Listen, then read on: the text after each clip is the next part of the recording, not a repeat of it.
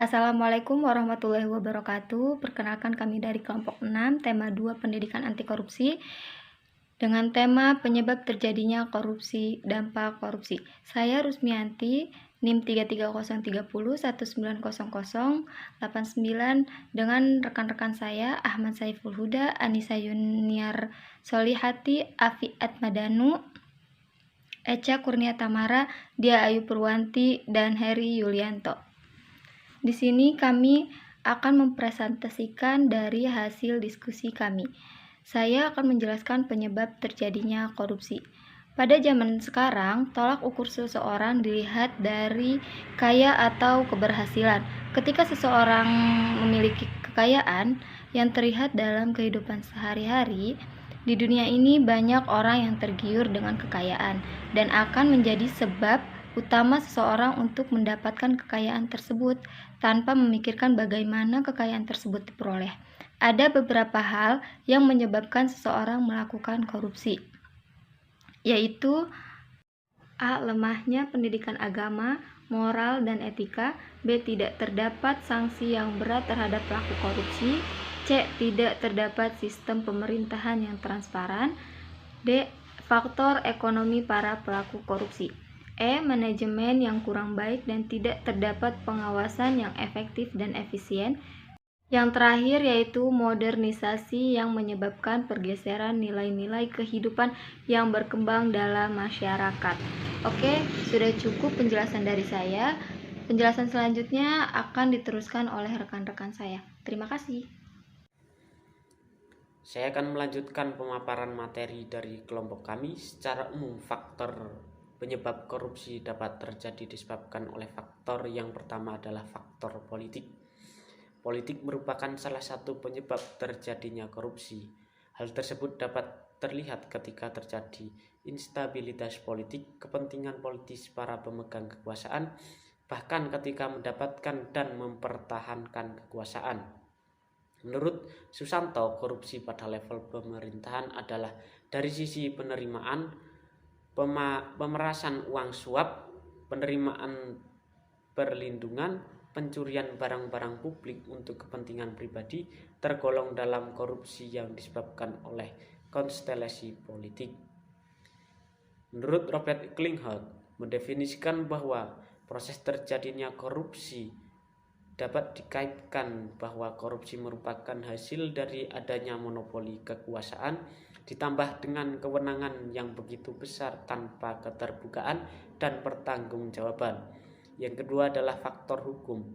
Faktor hukum dapat terlihat ketika di antara dua sisi, yaitu pada satu sisi dari aspek perundang-undangan dan pada sisi lain lemahnya penegakan hukum.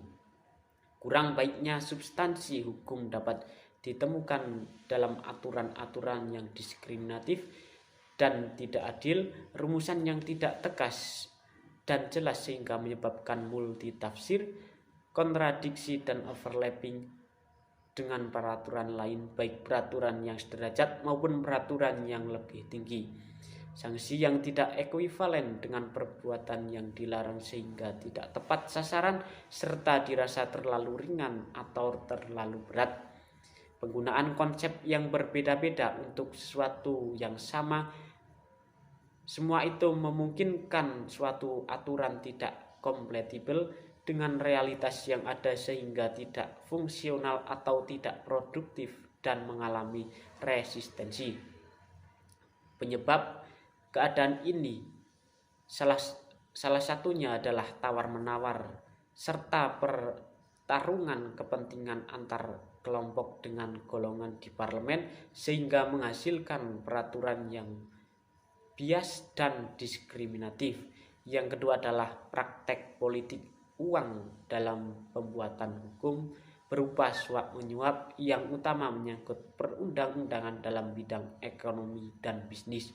Sekian pemaparan dari saya, selanjutnya akan dilanjutkan oleh rekan kami. Terima kasih atas waktu yang telah diberikan kepada saya. Di sini saya akan menjelaskan mengenai faktor internal dan eksternal penyebab korupsi. Tapi dalam hal ini saya akan menjelaskan mengenai faktor internalnya saja, karena untuk faktor eksternal akan dijelaskan oleh sahabat saya selanjutnya. Untuk faktor internal berarti adalah faktor yang timbul dari dalam, faktor yang timbul dari dalam. Dalam hal ini untuk faktor internal ada dua aspek, yaitu yang pertama aspek perilaku individu dan juga aspek sosial. Untuk aspek perilaku individu yaitu yang pertama ada sifat tamak dan rakus manusia. Korupsi merupakan kejahatan orang ataupun kejahatan orang yang ditimbulkan karena sifat rakus ataupun tamak, sifat yang merasa kurang cukup, merasa kurang dan akhirnya korupsi ini tumbuh, korupsi ini timbul, seperti itu. Makanya sifat tamak ataupun sifat yang senantiasa merasa kurang ini menjadi salah satu faktor dari dalam atau faktor internal terjadinya korupsi. Selanjutnya moral yang kurang kuat. Moral yang kurang kuat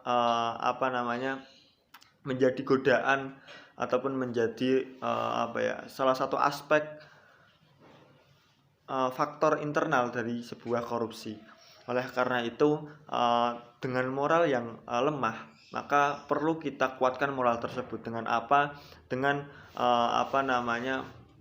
dengan penguatan spiritual, dengan edukasi yang positif, lingkungan yang positif itu juga mempengaruhi dalam moral yang kuat. Selanjutnya yaitu gaya hidup yang konsumtif.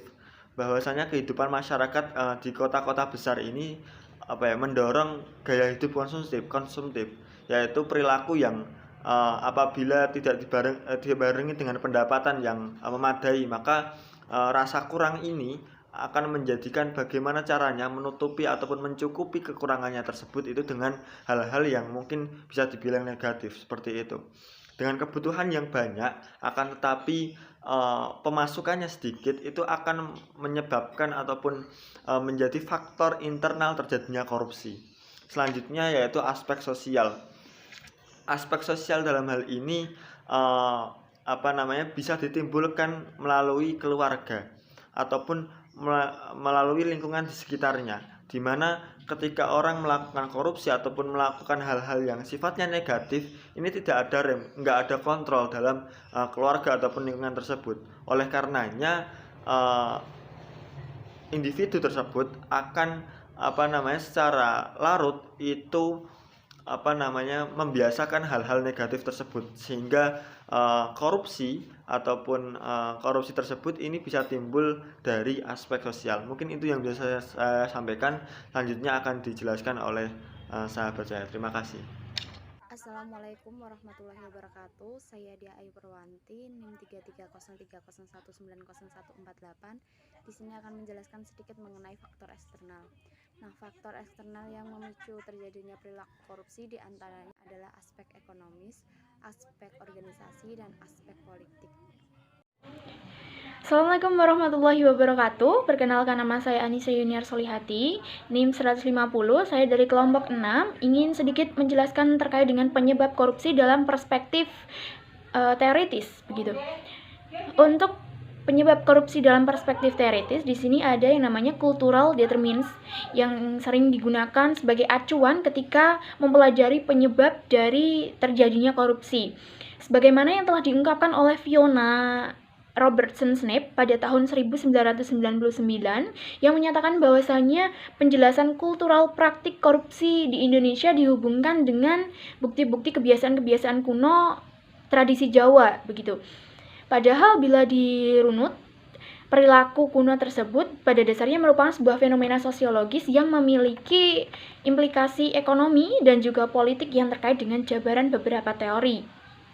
Nah, antara lain teori tersebut yaitu ada teori man and scheme yang diperkenalkan oleh Robert Merton. Dalam teori tersebut yaitu ditokohi oleh Robert Merton sendiri, sebagaimana dikutip dalam buku Handoyo pada tahun 2009 di halaman 55, yaitu menyatakan bahwasannya korupsi merupakan suatu perilaku manusia yang mana diakibatkan oleh tekanan sosial sehingga menyebabkan pelanggaran-pelanggaran norma-norma. Dan juga lebih jauh dalam buku Handoyo ini mengkolaborasikan bahwasannya setiap sosial memiliki tujuan dan manusia untuk berusaha mencapai dengan melalui cara-cara yang telah disepakati atau mencapai tujuan dengan cara-cara yang telah disepakati. Mereka menggunakan cara-cara yang telah disepakati bersama untuk mencapai tujuan bersama, termasuk dengan golongan kompromis gitu. Selain memberikan ruang bagi anggota-anggotanya untuk mewujudkan tujuan sistem sosial, tidak jarang juga menimbulkan yang namanya tekanan, sehingga menyebabkan banyak orang tersebut memiliki kesempatan di dalam struktur sosial karena adanya pembatasan-pembatasan yang mana pembatasan-pembatasan tersebut didiskriminasi oleh rasial, etnik, kemudian kapital, kemudian juga keterampilan dan sebagainya gitu.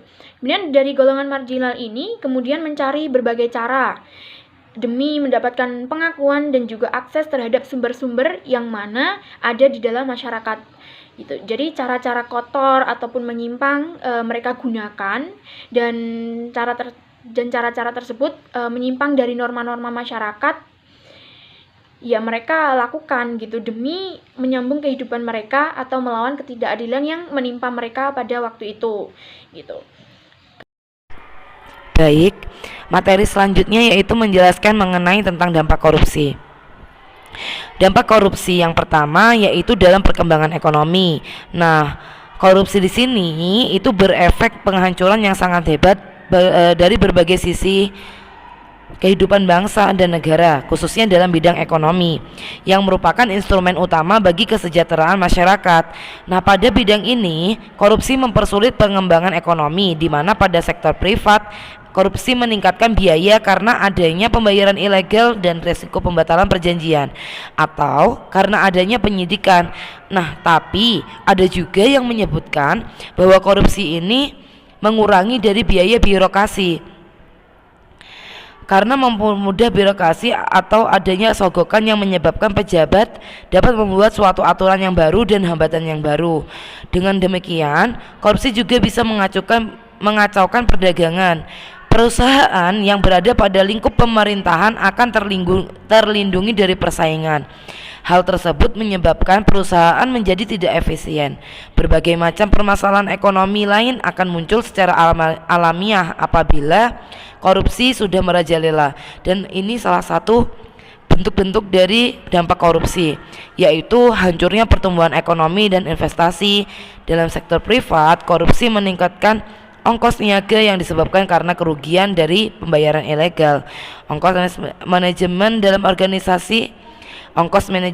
negosiasi dengan penjabat korup, dan resiko pembatalan perjanjian atau karena penyelidikan. Nah, selanjutnya yaitu penurunan produktivitas.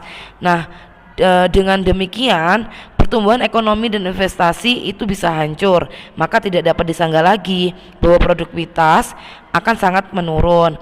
Yang selanjutnya yaitu tentang rendahnya kualitas barang dan jasa. Karena korupsi ini kekacauan dalam sektor publik dengan mengalihkan investasi publik ke proyek-proyek lain yang mana sogokan dan upah tersedia lebih banyak. Nah, di situ pejabat birokrasi yang korup akan menambah kompleksitas proyek tersebut untuk menyembunyikan berbagai praktek korupsi yang terjadi. Juga ada menurunnya pendapatan negara dari sektor pajak. Maksudnya bagaimana sih? Nah, di sebagian besar negara di dunia ini memiliki sistem pajak yang menjadi perangkat penting untuk membiayai pengeluaran pemerintahnya dalam penyidikan barang dan jasa publik. Nah, pajak berfungsi sebagai stabilisasi harga sehingga dapat digunakan untuk mengendalikan inflasi. Di sisi lain, pajak juga mempunyai fungsi redistribusi pendapatan, di mana pajak yang dipungut oleh negara selanjutnya akan digunakan untuk pembangunan dan pembukaan kesempatan kerja yang ada, akhirnya akan menyejahterakan masyarakat. Namun, penurunan pendapatan dari sektor pajak diperarah dengan kenyataan bahwa banyak sekali pegawai dan pejabat pajak yang bermain demi mendapatkan keuntungan pribadi dan tidak memikirkan orang lain. Yang selanjutnya yaitu contohnya meningkatnya hutang negara, yang mana kondisi perekonomian negara atau dunia mengalami resesi dan hampir melanda semua negara termasuk Amerika Serikat, dan negara-negara Eropa memaksa negara-negara tersebut untuk melakukan hutang untuk mendorong dan mempertahankan perekonomiannya. Jadi mereka memaksa negara lain untuk mengutang kepada mereka untuk menunjang perekonomian mereka. Yang selanjutnya yaitu pembagian yang kedua adalah dampak korupsi dalam penegakan hukum. Jadi dalam penegakan hukum juga ada dampak korupsinya. Penegakan hukum adalah suatu pekerjaan yang membutuhkan keseriusan tinggi, komitmen, dan semangat penegakan keadilan yang utuh. Sedangkan penegakan hukum akhirnya bukanlah seorang yang sekedar digerakkan dalam pasal-pasal dalam perundang-undangan, tetapi harus mengkontekstualisasi dan mengobjektifikasi nilai-nilai yang ada dalam teks terhadap fakta-fakta yang berkembang saat ini. Keberadaan teks yang mati tersebut harus selaras dan semangat konteks yang selalu dinamis, hidup, dan tidak bermakna tunggal.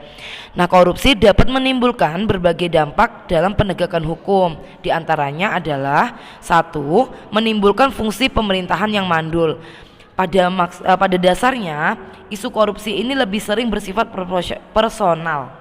Jadi, korupsi ini lebih sering berisu personal. Maksudnya, dalam memanifestasinya yang luas, dampak korupsi ini tidak saja bersifat personal, melainkan juga dapat mencoreng kredibilitas organisasi tempat si koruptor bekerja. Pada tataran tertentu, imbasnya dapat bersifat sosial. Korupsi yang berdampak sosial sering bersifat samar dibandingkan dengan dampak korupsi terhadap organisasi yang lebih nyata. Jadi, selain personal, ini juga bisa bersifat manifestasi yang lebih luas lagi. Yang selanjutnya yaitu hilangnya kepercayaan rakyat terhadap lembaga negara. Korupsi yang terjadi pada lembaga-lembaga negara seperti yang terjadi di Indonesia ini saat ini dan marak diberitakan di berbagai media massa mengakibatkan kepercayaan masyarakat terhadap lembaga tersebut semakin berkurang. Bahkan banyak masyarakat yang tidak percaya lagi kepada negara akibat dari ulah-ulah pemerintah, ulah-ulah pejabat yang mementingkan kebutuhannya sendiri daripada mementingkan kebutuhan dari yang lainnya. Nah, mungkin dari kami materinya cukup sampai segini. Kurang lebihnya kami mohon maaf. Wassalamualaikum warahmatullahi wabarakatuh.